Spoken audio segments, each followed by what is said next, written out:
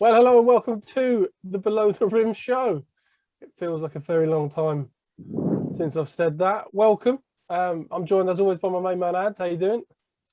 It's good to be back. I miss your guys' faces and voices and beards.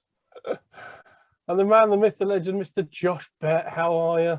Maxwell throws it down. I'm doing really well, guys. Honestly, it's great to be back. It's been a while. So you've just carried on drinking since the last show then? Pretty much, yeah. Oh, as they would say in the Philippines, umiinom ang batang lalaki. Drinking, that's right. Just so the listeners know, he thinks he's the shizzle now because he's the goat mentator. That's not self-proclaimed. That's not self-proclaimed, by the way. Somebody in the Philippines told him he's the goat mentator. About 100 people said that, you know. I must start by apologising to everybody because it's pretty much my fault we haven't had a show. Life's been a bit of a twat, and I'm knackered all the time, to be honest with you. And Nobody's here we go. fault, Pabz. Life is life. Life is life. As a song, isn't it? Pabz, it's not like you've had a hissy fit in the WhatsApp group, left, and then come back, and then not had a hissy fit, just then discreetly left again, and then, you know, it's not like you've then blocked anybody on Twitter. It's okay. Don't worry. I haven't had time. Exactly. You're a grown-up. Don't worry. I'm just like a zombie at the moment because I am staying up and watching every single game of my Atlanta Hawks. Oh, lap it up, mate. Enjoying it while I can. Lap it up. Well, we're going to talk BBL, not NBA. Did you watch the last game, though, Ads? Oh, sorry. We're going to talk a bit of NBA and then BBL. Yeah, but they needed that. They needed a blow. Yeah, they needed to get their butts kicked, didn't they? Yeah. It'll be fine. Yeah. Back to BBL, sorry. Well, we've got a series of things to get through. Well, not like custom. Cheshire Phoenix usually wait until the league started until they start signing players, but they've started already. So we'll talk about that. Jamell Anderson as well, doing a bit of shuffling around. There's some rumours surrounding the Lions, which we might get to, we'll see. But Worcester Wolves, definitely, we need to talk about. Because that was bad news, hearing that the Wolves were forced to pull out of the BBL. Let's start with the Knicks signings. Cheshire Phoenix announcing pretty much before anybody else. I'm not sure if has anybody else announced any returns. Well, Leicester pretty much announced Gino. Gino, that's right. Yeah. Yeah. God, forgetting that. That was months ago, wasn't it? Well, that's probably the biggest news then. Should we start again? No, I'm joking. So, Gino, we kind of expected that because we knew they were desperately trying to bring him back. And why wouldn't he come back to a league you've just been MVP in? And he's got some unfinished business, wouldn't you agree? Definitely, yeah. I mean, it was. I think that this is possibly the first time in a long time where everybody in the league wanted a player to come back. I mean, who would not want to see Gino Crandall back in the BBL? He certainly, I said it a couple of times on previous shows, as far as I'm concerned, he's the most talented player I've seen in the last 15, 20 years playing the BBL. Josh, my man? Oh, no, guys. I've just received a text. Rahmon Fletcher's left the BBL. No, seriously. You serious? He signed a deal with Dinamo Senali in Moldavia. Wow. Are you serious? Whoa, breaking news. European-wise, what's the standard of that like? Moldavia, the country doesn't exist. Anyway, back to where we were. Sorry. Oh, you arse. So I guess we're going to keep that in because that's Josh. Yeah, that's just funny. That was a good one because I'm trying to think. What did Googling Moldavia? Yeah. I'm on my other computer googling Moldavia. To be honest, I didn't hear the Moldavia bit. My Moldavia. What? Oh Jesus! Well, we're back, everyone.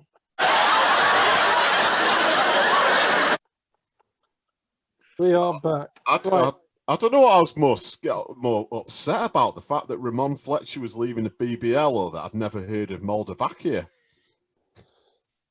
Let's should we move on? Hey, at least you know the difference between North and South Korea, right? Because we know Byron Mullins played in South Korea, not North Korea. Right? Let's tell you quickly the signings that have come in that have been confirmed on the BBL website. Bristol Flyers, according to the BBL website, have Raphael Thomas-Edwards, Marcus Evans, Michael Miller, Malcolm Delpeche coming back. And Delpeche had a good season last season. I only expect him to get better. Cheshire Phoenix, Teddy Okorafor, Jules Dangakodo, Kyle Carey, Karim Moulion, and Michael Ocharobia on the list there. I didn't know about that last time. Obviously, Raiders player last season. Glasgow Rocks have apparently confirmed Boban and Jack Donmy. Leicester Riders, Gino Crandall, Mo Walker, Greg Wild, and William Lee coming back as well. So it's only 4 teams so far, and obviously there's nowhere near a loaded roster, but we know that, we expect that. It's the BBL.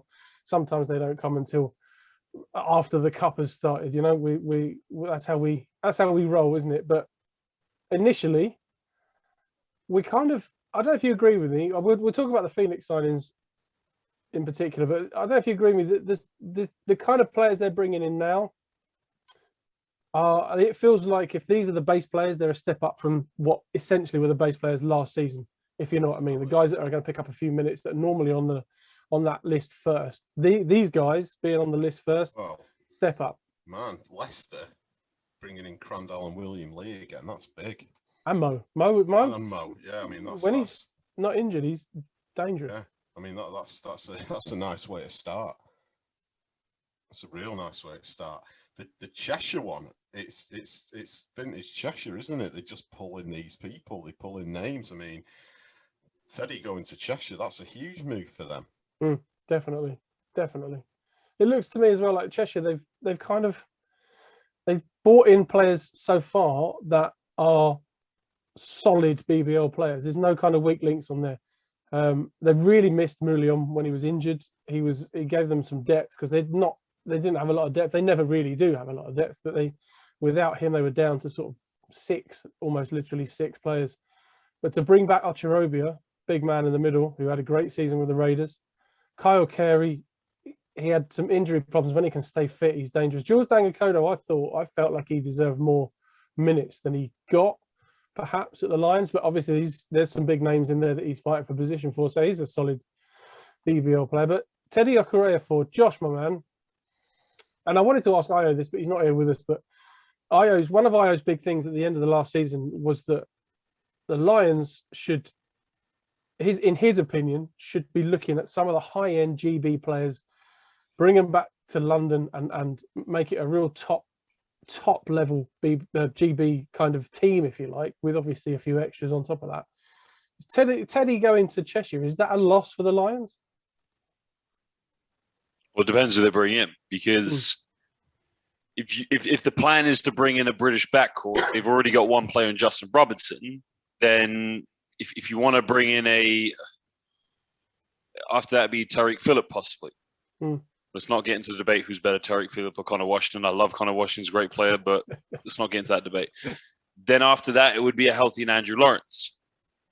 Teddy's a good basketball player, very good GB player. He's a steady role player in the backcourt for GB. I don't necessarily think that's a loss for the Lions, but I definitely think that's a massive game for the Cheshire Phoenix. However, Jules Dangakodo, that is the still free agent for the Cheshire Phoenix.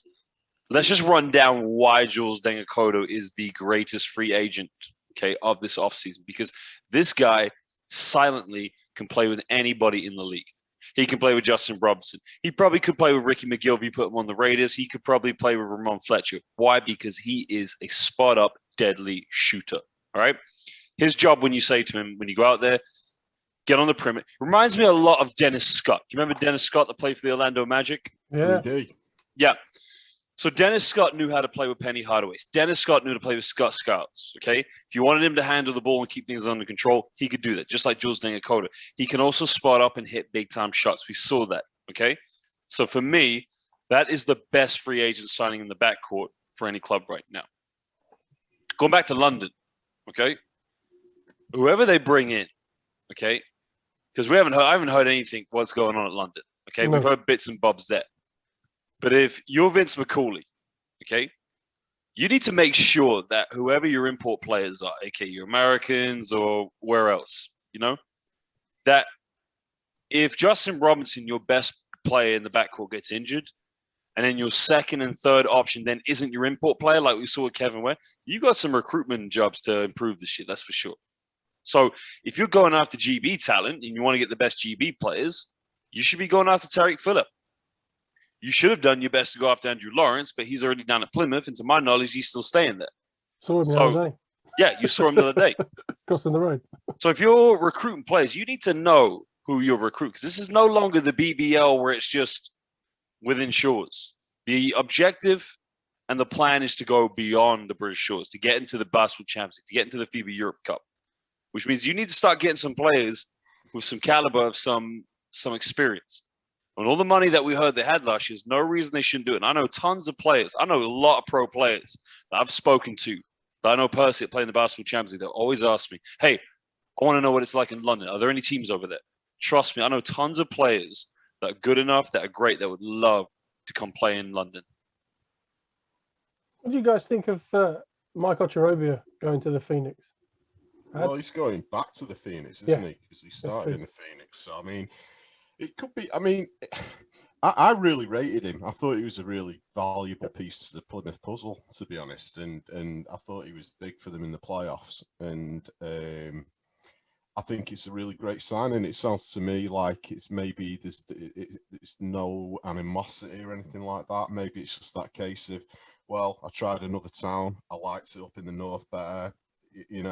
I want to go back up there. I really enjoyed my time there. Let's do it. Already knows the head coach, knows what the fans are about and how passionate the Cheshire fans are. So he knows where he's going, and I think it's a great signing for him. It'd be interesting to see what else they can add to that roster, because obviously Cheshire notoriously start with a pretty slim-looking roster. I'm really hoping that our friend of the show, Jalen Hayes, comes back. Oh, yeah. One of the great guys in the BBL, just a nice dude, fan favourite, Mr. Highlight Film. Be great to see him back again.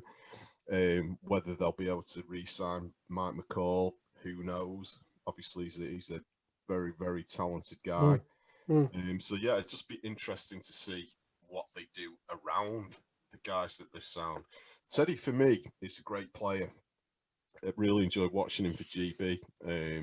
I just feel like he needs to be around a couple other great players as well to really get the best out of him. I don't think we saw the best of Teddy playing for Bristol. So maybe but in the way that Jordan Whelan's done, sort of steps up a little bit next season and becomes more of a star in the league. Starts featuring on a few more stat lines. I do think with Teddy, though, he was a little bit underrated last season. Obviously, when Bristol didn't have him, they really struggled. And they had what we thought was a kind of dynamic backcourt with him, Josh Wiltshire, who struggled with injury, to be fair, as well. And Ben Mockford as well, wasn't it? It was in the backcourt. But Teddy, he did so much kind of, I know we say it and we say the Joe Leadham column, but he did so much off the ball. Tidies up, covers the fast break. He's one step ahead of everybody else in terms of what's going on the court because of the experience he's got. But that put him slightly on the back foot because he was almost always covering instead of maybe taking a shot or driving to the basket, whatever. He was always looking to fill gaps. And with the greatest will in the world, it's the BBL. There's going to be plenty of gaps to fill, and he's that kind of caliber player that reads the game really well. But yeah, so maybe with all that in mind, we're going to see a better Teddy Okereke for next season. Maybe he's the guy that's going to be the step up. I mean, they've got 5 guys that are listed, and they always only ever start with like 8. So it almost feels like, well, another 2 signings, and that's pretty much Cheshire for the first bit of the season. So didn't they announce that last time? Didn't they say that last time? We've filled. We've got enough. That'll do. Yeah, we'll be fine. They've got 5 there. I'd love it if they did just tweet. That'll do. Yeah, that'd be a great tweet. That'll do. That'll do it. Yeah, 8. That's fine. But I mean, the big one's obviously Leicester, because not only have they secured the greatest player of recent British basketball history in Gino Crandall, but they've also got a star of the future in William Lee because I think What? Spectacular. What? What? Repeat what you just said. William Lee. William Lee. No. Before that. That Gino Crandall is one of the most talented players that I've ever Oh, sorry. I misheard. Sorry, too much. I thought you said the greatest player. Never mind. seen. No. Well, certainly in the last 10 or 15 years.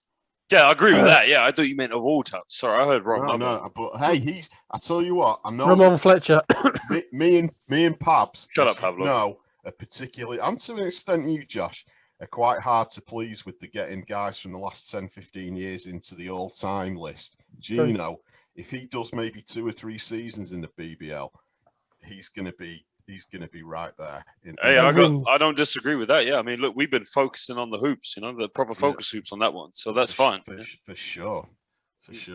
I think Ramon's up there. I don't know if I've mentioned it before. I've said this before because let me give you a Rahmon Fletcher I've missed this, story. fellas. I've missed this. No, let me. The thing is, we've only been back together 20 minutes and we're already going to start arguing about Rahmon Fletcher. There's no argument. You know what? And that's I know that. And it's 2 against 1 tonight, Pabz. Yeah, it is. Oh, bring it. Trust me. And you know what? There'll be no tears. I won't be leading the WhatsApp group and I won't be blocking none of you on Twitter, okay? So don't worry about it. That's I won't be saying ridiculous things like, Connor Washington's better than Tariq Phillips. Sorry. Look, anyway, back to what I was saying. All right, I'm going to be blocking your ass after this show. No, you won't. You love me too much, man. There's a difference, all right? Okay, look. The game where I really gravitated towards, I always thought Rahmon Fletcher was a great player. Last year, and I still stick to it. I got to be principled about this because I got to be biased. That's the whole nature of me. I'm very biased. And I'm never not going to go with Justin Robinson. But the game where I really gravitated towards Rahmon Fletcher was when they lost to Surrey away. But he had something like 35 points. As many people may have seen this year when I was doing the halftime show, I missed Tom Bonnet so much. I really do. It was a great year this year going to Surrey games. But I got into a lot of trouble on that baseline for shouting things at the referee. And some players, rightfully so, turned around and said some things to me. And I remember looking at after the referee's call and sort of disagreeing with it. And then Rahmon Fletcher made eye contact with me. And I thought, oh, no, another player is going to get pissed off at me now. But he actually just looked at me, came over and explained why the call was the way it was. And I felt, you know what? You're absolutely right. And I'm not going to argue with you because you're a 2-time MVP. And he was just such a nice guy. And on top of that, he had something like 38 points. And I tweeted him right after the game. I said, you know what? I really, from this game, even though his team didn't play well, he literally carried them. I could see Rahmon Fletcher. Oop, caught it just in time. Good hands. I could see Rahmon Fletcher playing in the BBL during the 90s. I really could. Because he's a slasher. He goes at you, and he can shoot the ball like no other.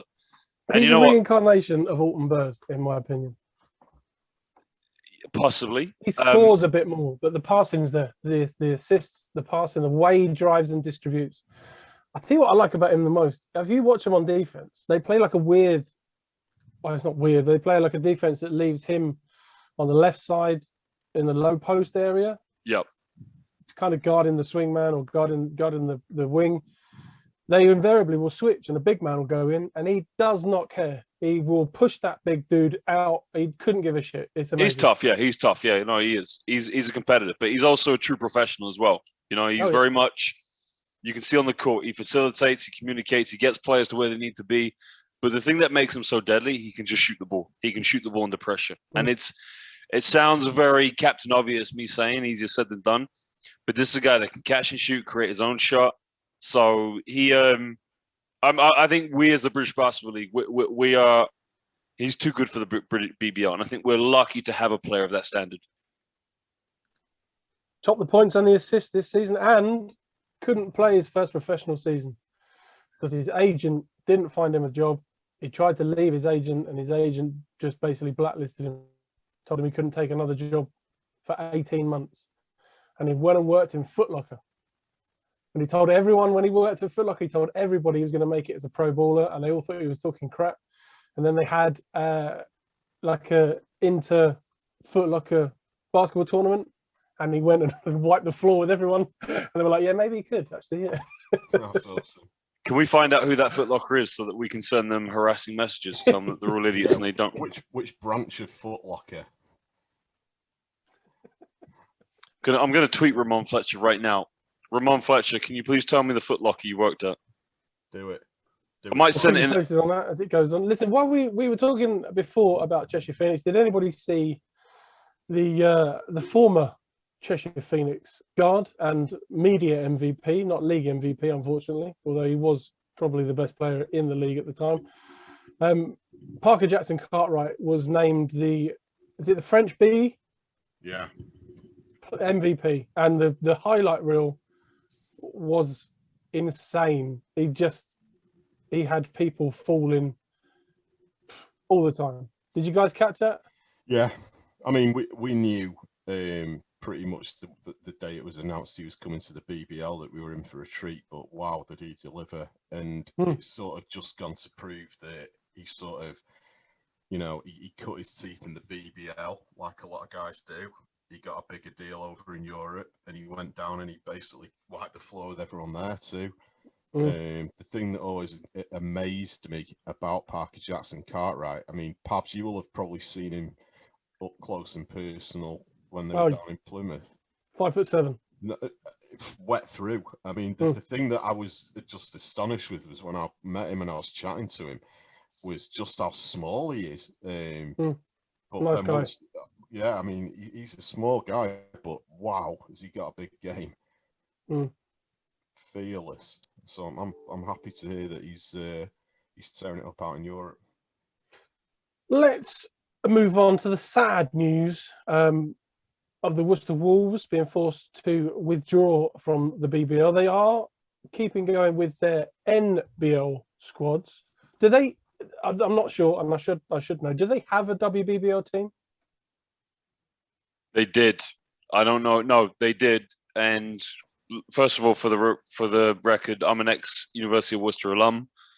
I have lots of stories from going there and thinking what it was going to be like. They had a WBBL team, and then they collapsed midway through the 13-14 season, my last year of uni there. And I don't know. They also, so this is all right, I know a lot of old Worcester alum are going to love me for saying this. I've bottled this in for many years. I went to Worcester after returning from the United States. I played 1 year of NCAA Division III, and then Adam has just disappeared. That's all right. He'll come back. He just froze. Fucking Adam, I tell you. Okay. Keep all going. right. So I left the USA because the cost of going to Division III was too expensive. And I came back to the United Kingdom. And Paul James, who was then the head coach of the Worcester Wolves, told my dad that they got a university program and ended up going there. When I got to Worcester, what was sold to everybody, now you got to remember, there was probably about 70 to 100 basketball players at the University of Worcester. Everybody going under the same illusion that, well, I'm going to go to uni here, get a degree, and I'm going to grow as a basketball player. It's going to be a great development plan. No, never judge a book by its cover. We got there, and there, as there usually is, there's a fee that you have to pay to be part of the basketball society. I can't remember what it was. It was relatively expensive for people that are university students, but essentially, the coaching that we thought we were going to get wasn't there because the only good coach was the BBL coach, Paul James. Now, respect to Paul James, you coached in a pro basketball team, and for the most part, he coached the University A team. I was in and out of the University A team because I wasn't good enough to play with the BBL players. So the B team and the C teams, and then the D team, of course, were coached by a dude that ran a hardware shop, who's actually one of the commentators right now for Worcester Wolves. Another guy that was a student, and another guy that was a student. It was awful. So I ended up quitting basketball because of that experience. I hated it. The only reason I got back into playing was because I went to play for a Division IV team in Birmingham. But I still played scrimmages at the University of Worcester. I loved it. So everything that was promised at Worcester, and a lot of guys that I graduated with will say the same, wasn't there. Now, where I'm going with this is because at Worcester, they took a lot of pride in winning bucks, winning the university championships. It meant so much to get those banners in the arena. And I'm thinking like, okay, I spent my whole life following my father, around professional basketball. I've gone to an American school.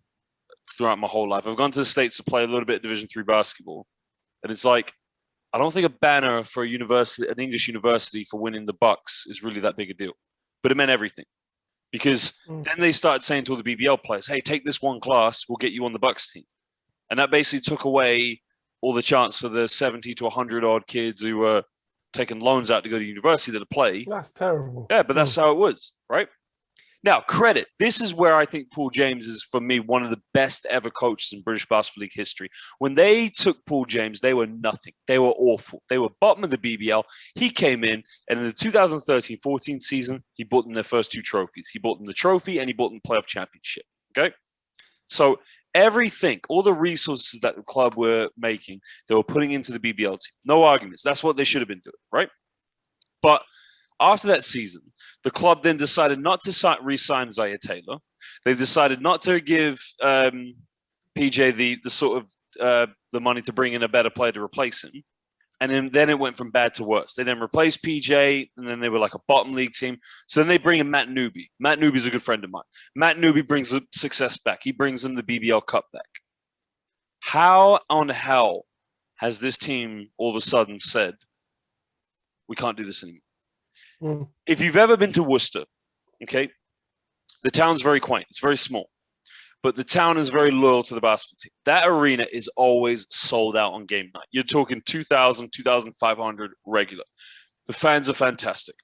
The experience of going to a Worcester Wolves game is great. Okay, it really is great. They work with the university. I've had people say to me, well, it might be a conflict of interest because the potential of Plymouth Raiders probably going to Birmingham. Yeah, that might be so. But if you know Worcester, everyone's very local. It takes about 40 minutes to get from Worcester to Birmingham. They're not going to lose out there. Trust me, they tried with the Birmingham Knights. That didn't work out. So, in other words, basketball gives something to Worcester that can't be done in most other places in the United Kingdom because it's such a small community-based town. And the people in the town of Worcester, they know the players. They know the club. Okay, cricket and rugby do come first, but basketball's brilliant. I met my wife in Worcester. She was working at a Vietnamese nail shop, and the lady that owned the shop was married to an English guy, never watched basketball in his life. What did he end up doing? Buying a season ticket to the Worcester Wolves. Why? Because he's from Worcester. Why? Because it's a local club. Okay? I don't know many basketball clubs that have been able to do that in the UK, apart from Leicester and maybe Newcastle Eagles. So that shows you the success of how far that club has come. But for them just to decide all of a sudden one year that they're done, somebody's got to answer to these questions, because that club means a lot to the fabric to that community. And I'm very disappointed by it, because really then those years when I was at Worcester, when, oh no, you don't have the chance to play for the University 18 because we're going to put as many BBL players on that team. Really, if they knew that all it was going to be is to win those 2 trophies in 2013-14 and the third one, of course, in 2020, whenever it was, then they should have made the philosophy, okay, we're just going to be an academy. We're going to produce for the NBL. Because where are they now? They've left the BBL. They can't go back unless they pay the entry fee. That's why it's very disappointing. Well, it is a strange one. All we know, all they've released, and the facts they've given us, or not facts essentially, but the reason they've given us is purely financial. But like you say, they've been a top 8 side now for a couple of seasons. They're always in and around the playoffs. I mean, they weren't short of talent last season. They could have caused upsets in the playoffs. They were a decent enough side. Josh, that was interesting hearing what you were saying. So just how involved with the franchise is the university? They own it.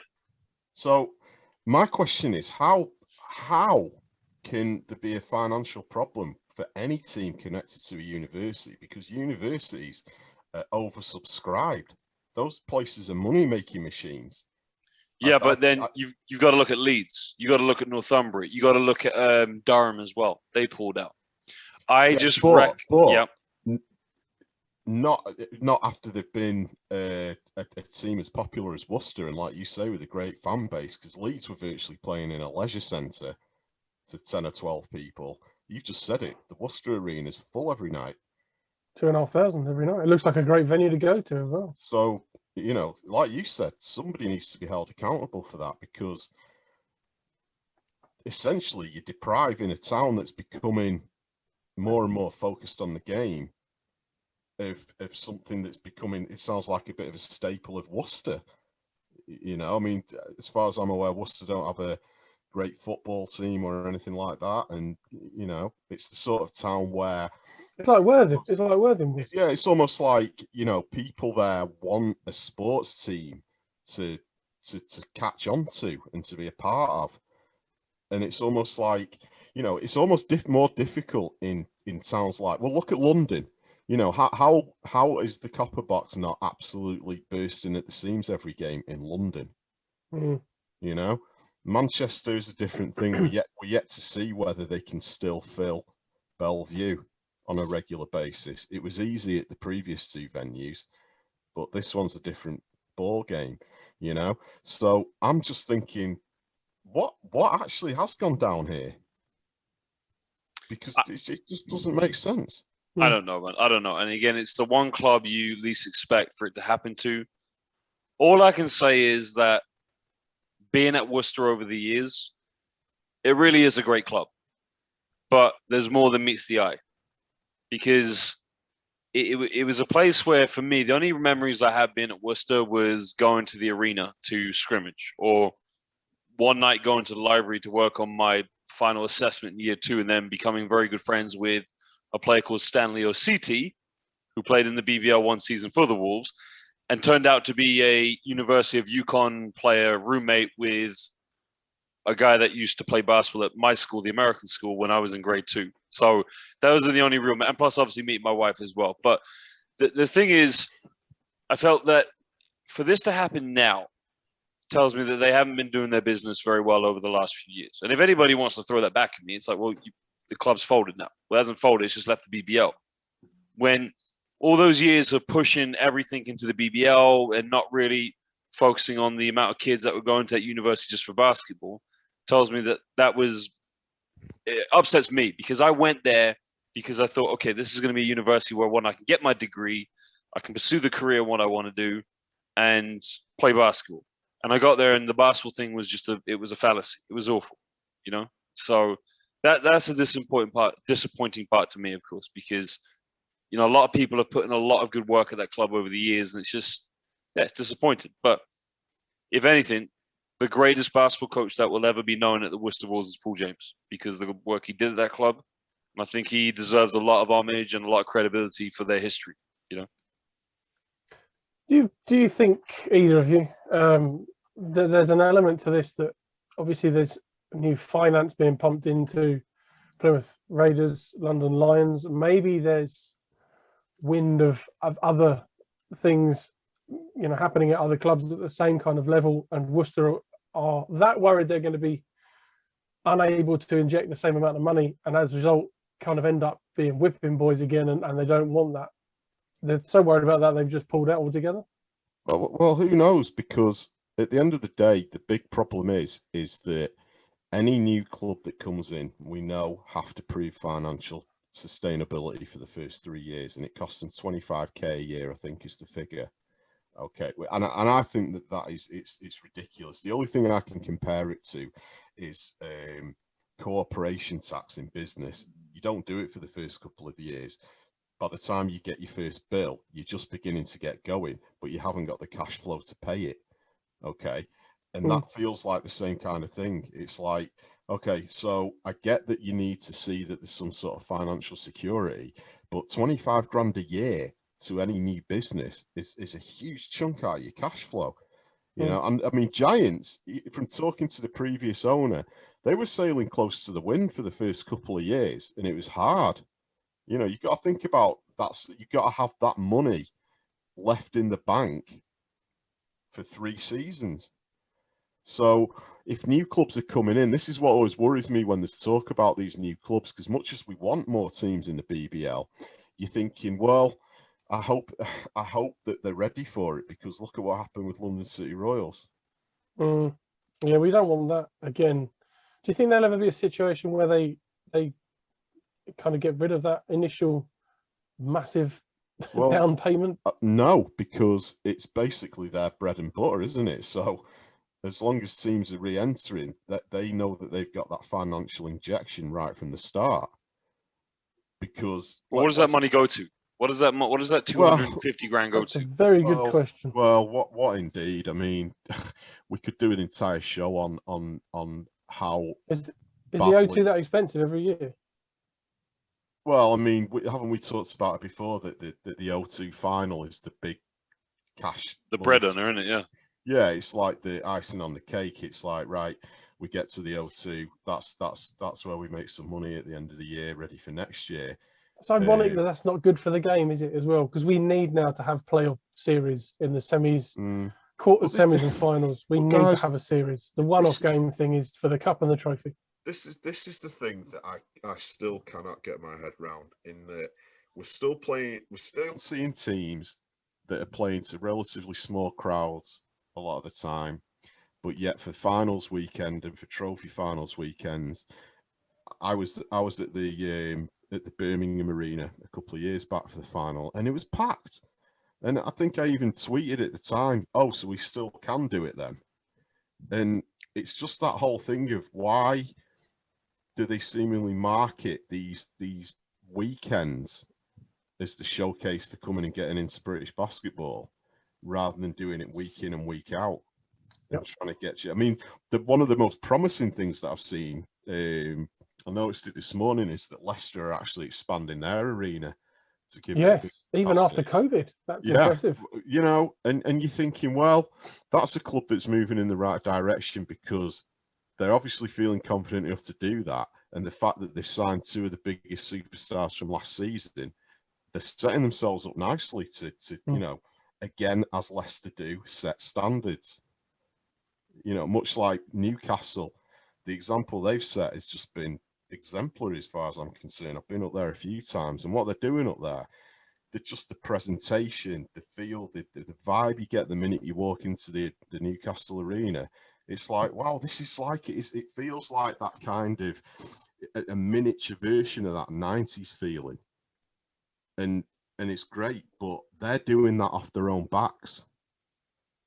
You know what I mean? It's that's the clubs doing that for themselves. And the local businesses, I think it says on the thing, they've sourced but those clubs, and they've done that.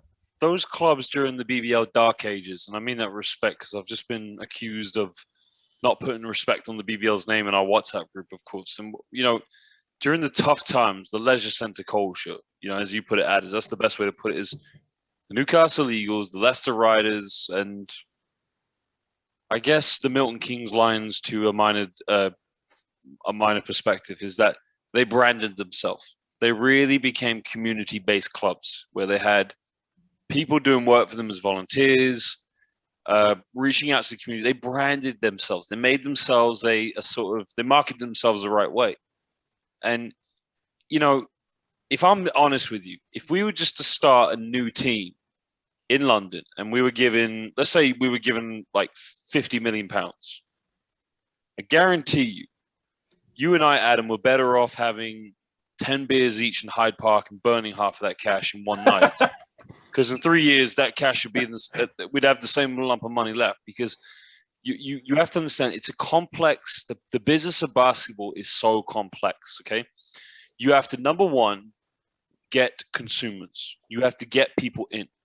That's the first part. That's just selling tickets. But even that's not enough to sort of to get you, make yourself sustainable. That's revenue. Yeah. To make yourself self-sustainable, you need sponsors. Why on God's heaven and earth would Puma, Nike, Adidas say, oh, you seem like a rich businessman. You've got this little warehouse, you're going to turn into an arena. I might just sponsor you because it's going to do my business some good. That's where TV revenue comes. Yeah, it's great that we're back on Sky Sports, but where I'm going with this is quite frankly, if we were to bring a new team into the BBL, I'm telling you right now who would be the prime time teams to bring in for the business of basketball, especially in the UK market. Worthing Thunder, maybe Solent Kestrels, okay? I don't know what their fan base is like. Reading Rockets, okay? Because those clubs have been around for ages. They have ways to influence themselves in the community.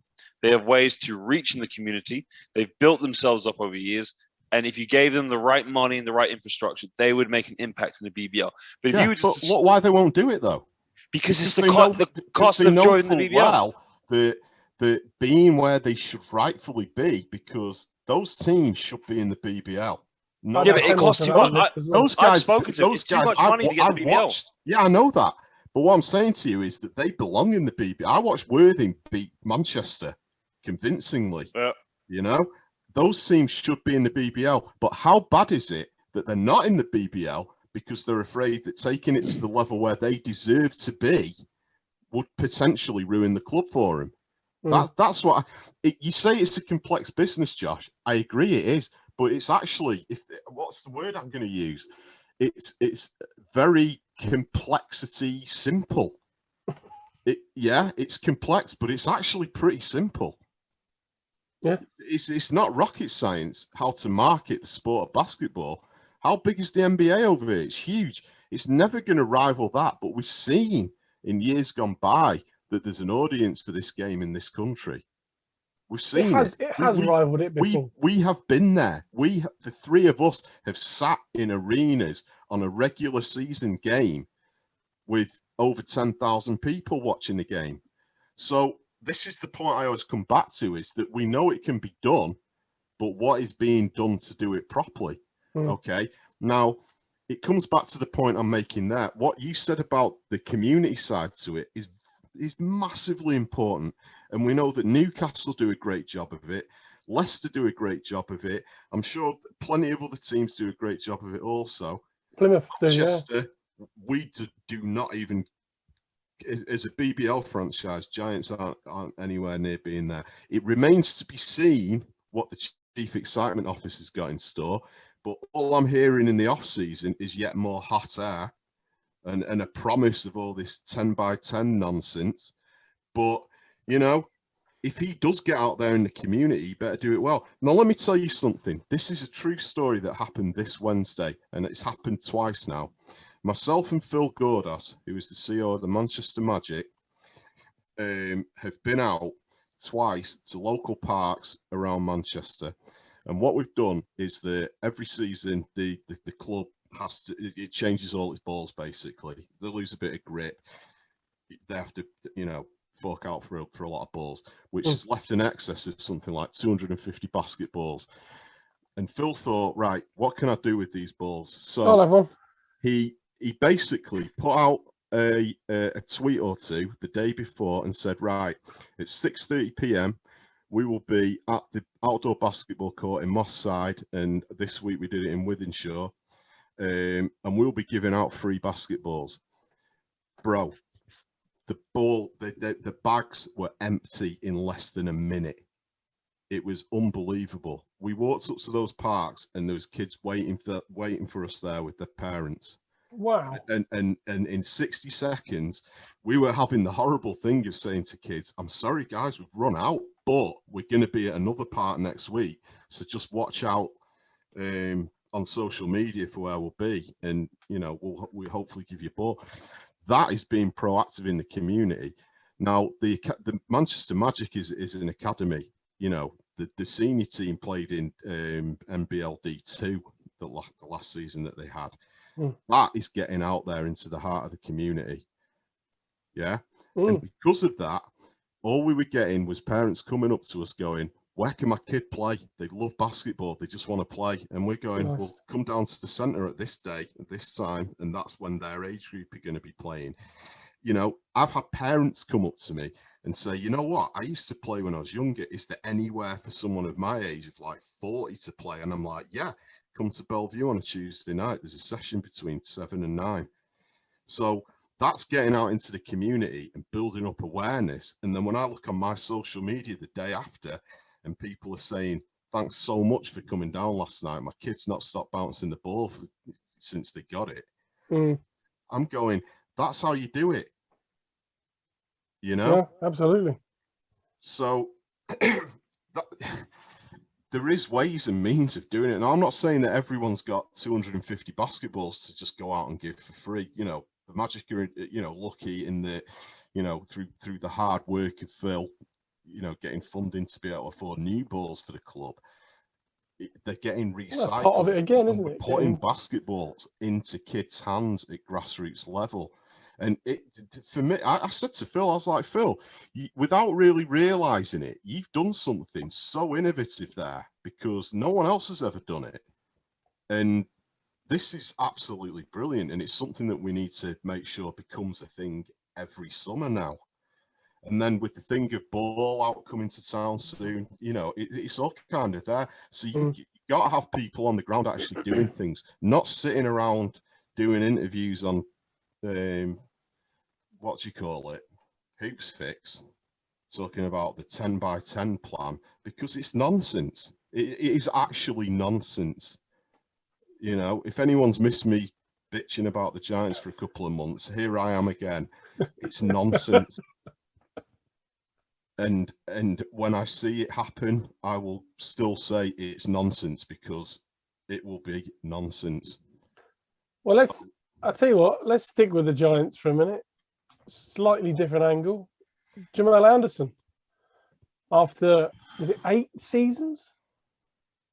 With the Leicester Riders, plenty of silverware, and our Defensive Player of the Year for last season, a guy who's just another guy who's a solid BBL player and then some, has moved to Manchester. I think Ads, my man, you kick us off on this one. Well, I mean, it's not confirmed. It's not been announced yet, and I'm not saying I've just done it. Look at that. Well, no, we're not. We can't say, oh, this has been confirmed. But I think that we've all come to the conclusion from the tweet that was put out by Leicester, and it basically just pretty much says it in there. Surely, I can't sit here going, yeah, I've got the scoop. This is happening. But Jamell's only last week got married to his lovely wife Georgia Jones over in Greece after 3 attempts at trying to get out there because of COVID. So big congratulations to the Anderson Jones on their recent nuptials. Congratulations, yes. And as it says in the statement, they've bought a house here in Manchester. Jamell's left Leicester. Does it take a genius to go, oh, he must be coming to play for Manchester? Because I'm sure he's, unless he's going to be another addition to Cheshire's roster. I think it's because he's played there before. Oh. So yeah. Interesting.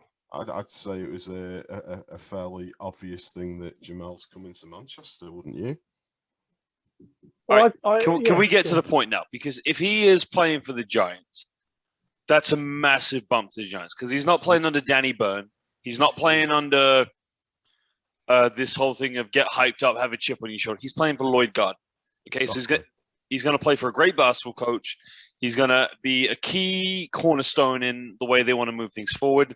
This is massive, okay, because last year the Giants missed that power forward. They missed that power forward who could be composed, okay? Because remember, they went a whole season of just playing off this watered down Detroit Piston bad boy mentality that I felt destroyed what was a good team. I honestly think if that Giants team had stayed together that they had at the beginning of the year, they would have been a good playoff run. They would have definitely been good. Okay. So I think if he's at Giants, I think he'll thoroughly enjoy playing for Lloyd Gardner. Yep. Appointing Lloyd as the basketball coach was the smartest thing that Jamie Edwards has done. Okay. Should have made that appointment way, way early. And I think for Giants, it's now a case of how can we continue to build around this. They're going to need a point guard. Okay. David Olf for me was good last year.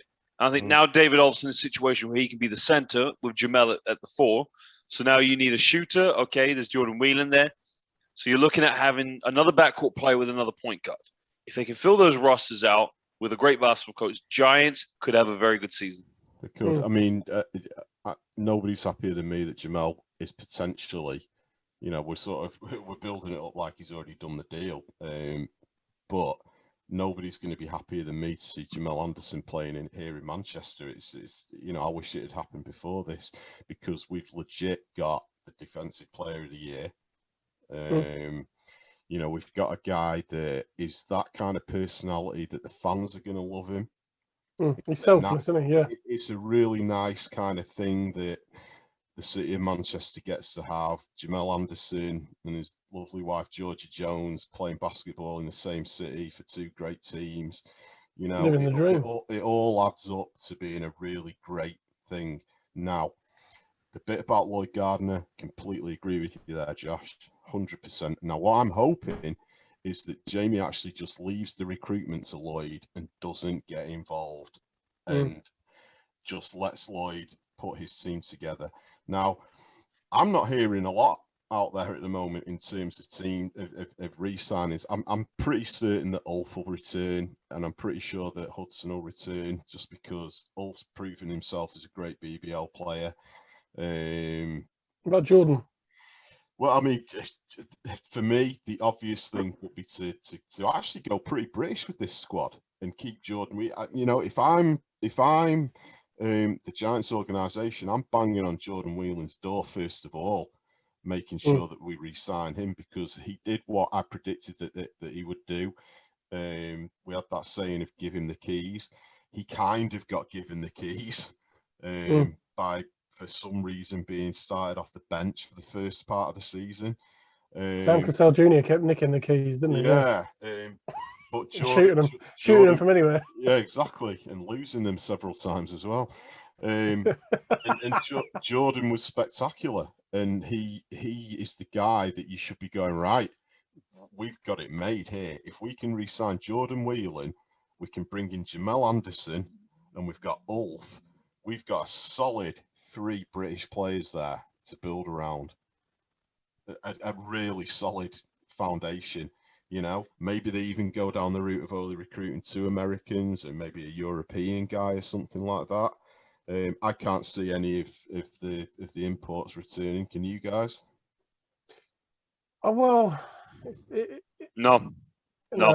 I really would like to see Breon Brady come back. I mean, the few games he played, he was still the highest index scorer for that Giants team. Now that the water's settled a bit, allow me to throw a stone into it and ripple it again, okay? Oh, go ahead.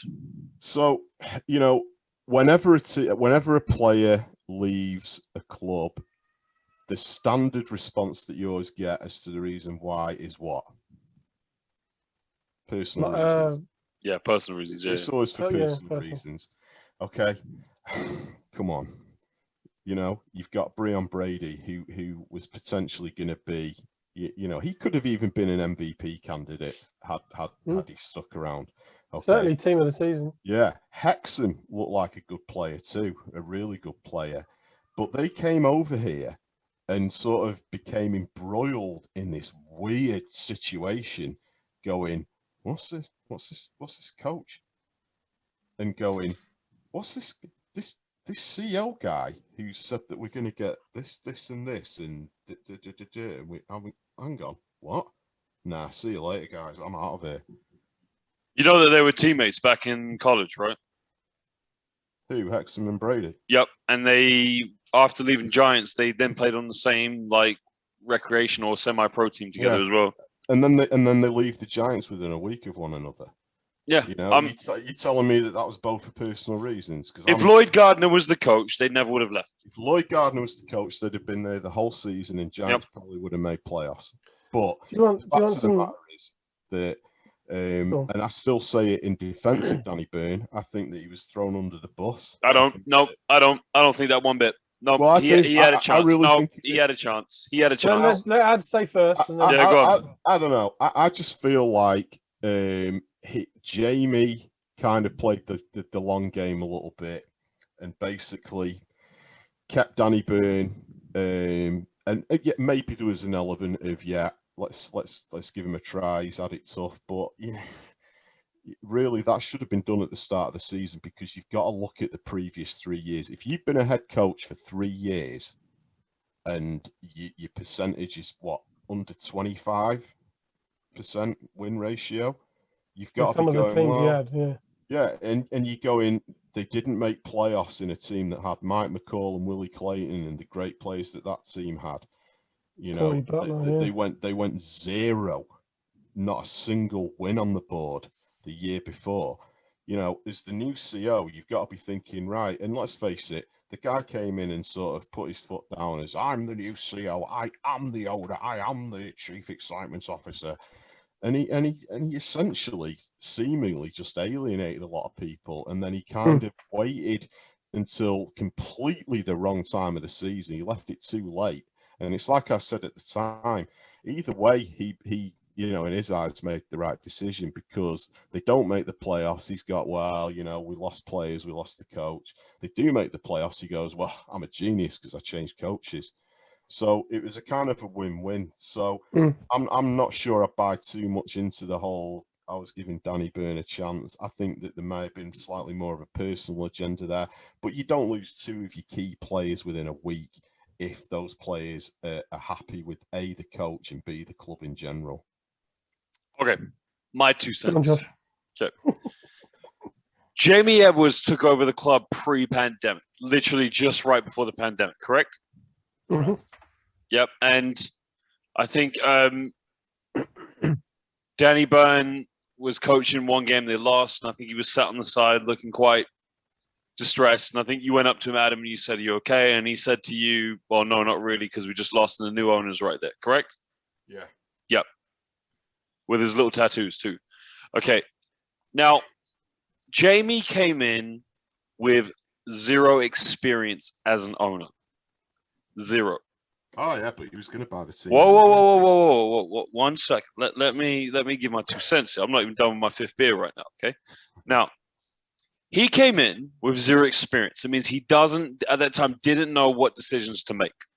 He's got to come in and figure out this club and what he's got. Okay. As the chief excitement officer. He gave Danny a chance because he thought, whoa, no, give me my 2 cents, please. I'm not even done my 5th bit. He came in and realized, okay, I can sack you now, but I haven't made this decision before. I need to know what it's like. So he had to evaluate what's going on. Okay. Danny didn't have the financial resources that he'd had before. Yes, he might have had Clayton, McCall, all that, but Jamie did say to him, okay, I'll give you a chance. And it started off very, very well. When the season started off well, they were picking up some big wins. They showed some good performance against Lions. They made it to the semifinals. Okay, there was the COVID issue. So at that point, seems like a decent decision. But the one who is responsible here for the downfall of the Giants is Danny Byrne. Single-handedly responsible. Because he let the pressure, his own pressure, get to himself. Let's go back to that first game, that very first game.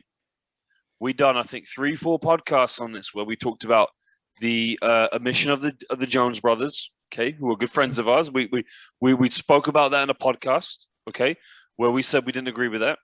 Then there was the ticket issue, all right? If I was Danny Byrne, okay, now, you got to understand, I'm talking about being the son of one of the greatest basketball coaches in BBL history, okay? If I was Danny Byrne and I heard some podcast talking about me as a coach, well, we weren't really talking about him, his caliber as a coach. We were just talking about him getting rid of... I would have heard that and just been like, okay, you guys are assholes. Screw you. If I see you, fine, I'll be assholes to you. But instead, no, he went even further, okay? After that first win, he let everybody know his true self. They beat Cheshire Phoenix. Great job. It was the first game.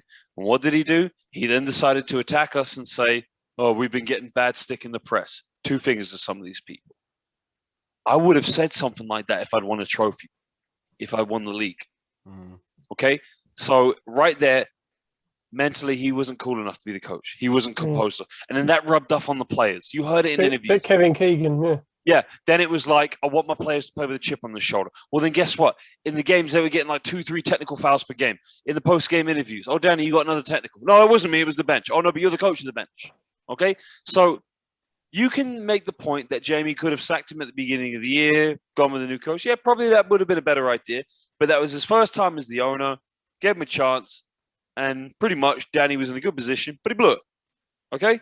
So in my mind, as someone who's worked in the industry of education and commentating, I've come across a lot of different employers and changes in employers, okay?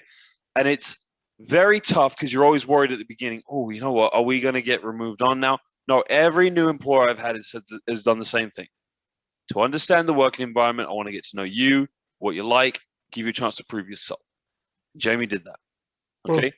Danny, midway through the year when they went on that losing streak, basically lost the trust of the players, lost Breon Brady, lost Lyle Hexam.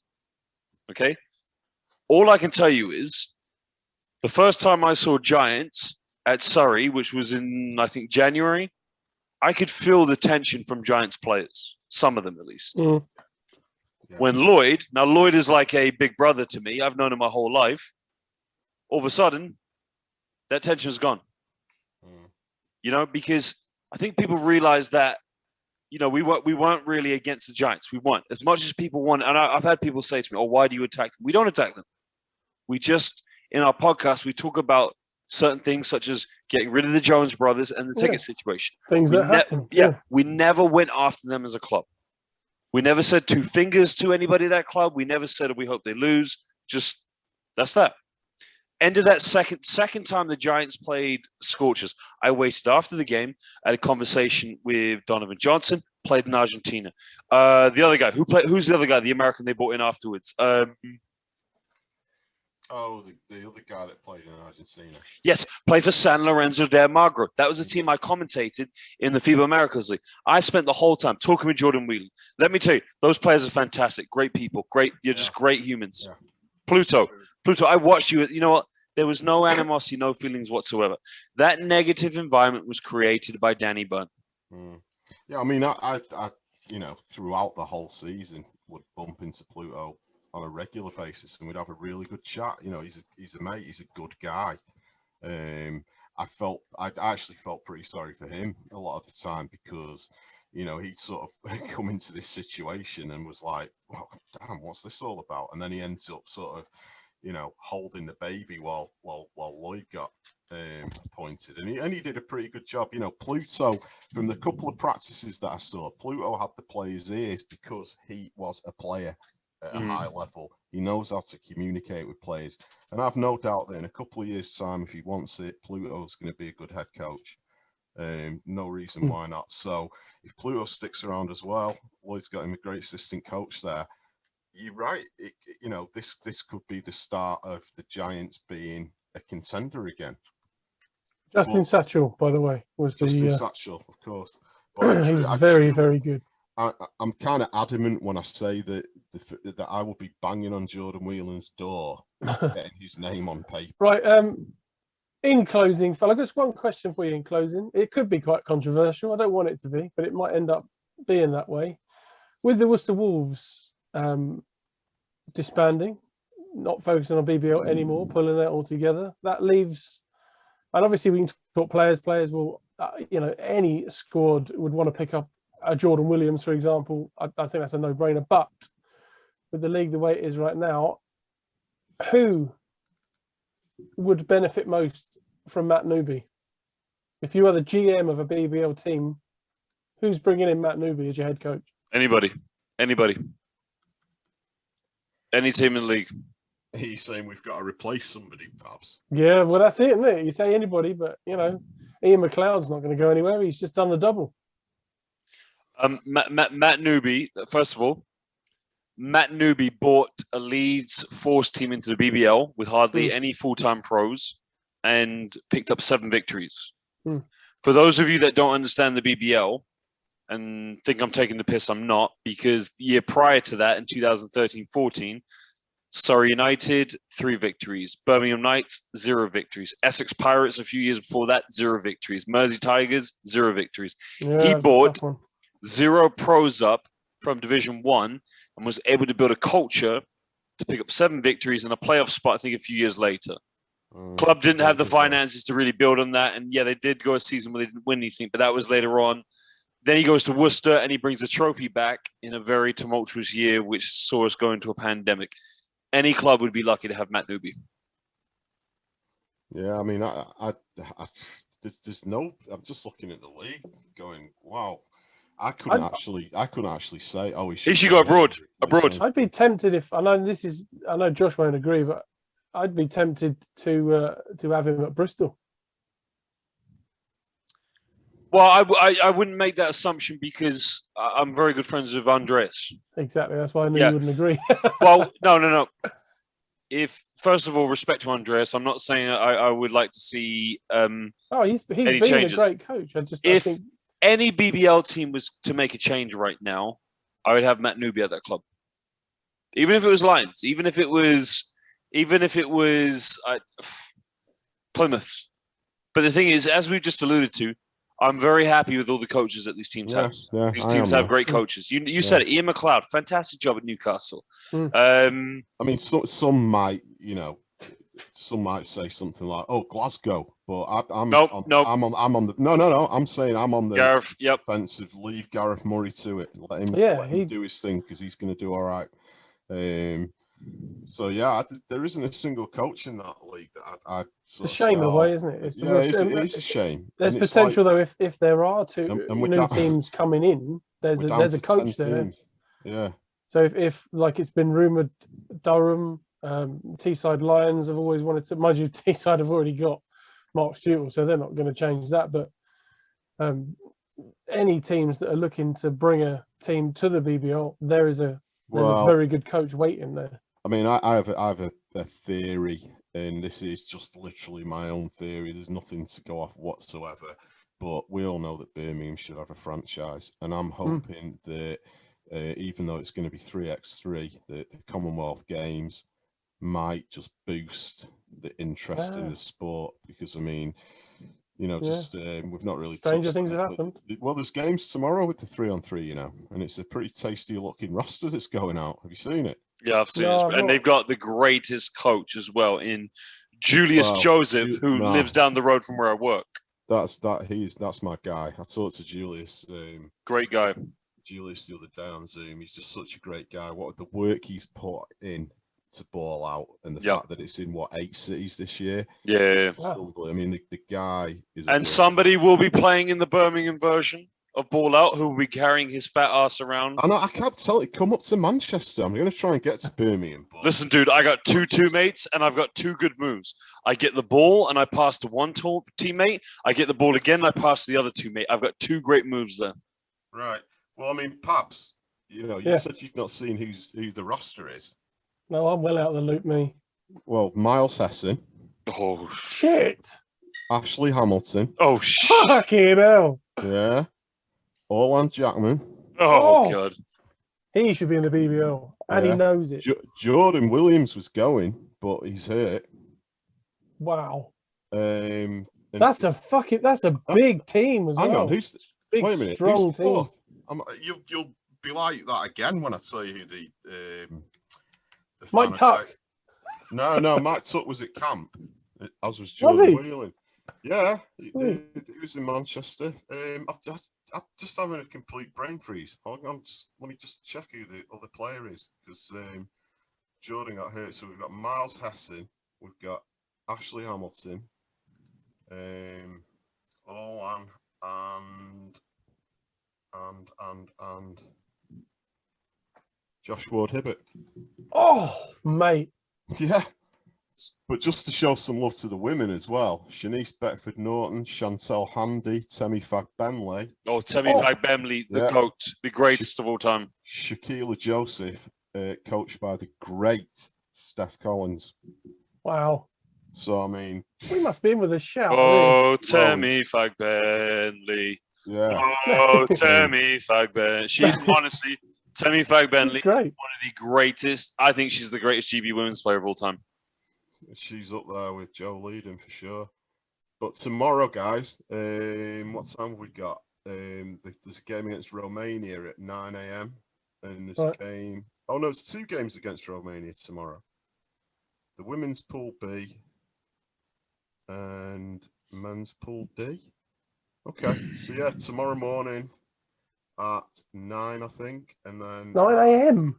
Yeah, well, it's not over here, is it? It's overseas. Where's it on YouTube? Yeah, it's on YouTube. If you go on, having that in the morning. If you go on Basketball England's website and click on news, it's in there, and then there's a game. I'll have to give the Aussie rules a miss tomorrow morning and watch some 3-on-3. Guys, what? Aussie rules? I love Aussie rules. Oh. I love AFL, mate. I'm well. Easy now. Come on. Just watch rugby. Watch real rugby. Just pay attention to real rugby, please. Right. But it's great sport. I want to play it. I'm too fat, but you're as fat as me. I am. I'm 20 stone. Cut that. Cut. Okay, that is fatter than me. Sorry. Okay. So yeah. Anyway, back to Wait. definitely. My turn. Can I just say?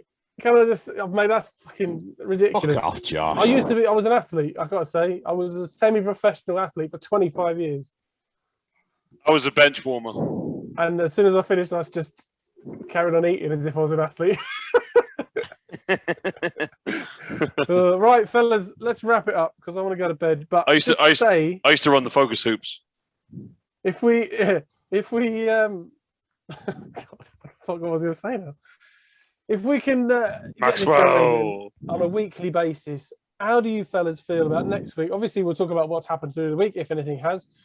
Discuss this, that, and the other. But how do you feel about starting to try and notch up a bit of a below the rim Hall of Fame?